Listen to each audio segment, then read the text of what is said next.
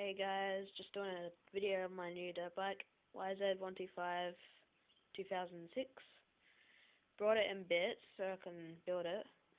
That wheel is not the original, it's just to keep it standing up. Need a new one.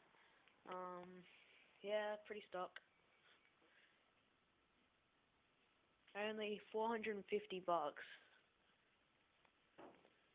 Tires really good.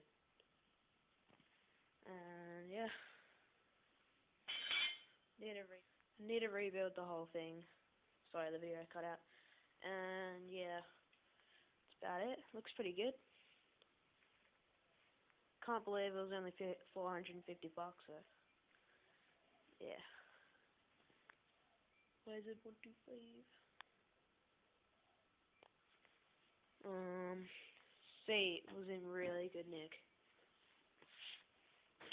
Yep, that's it for today.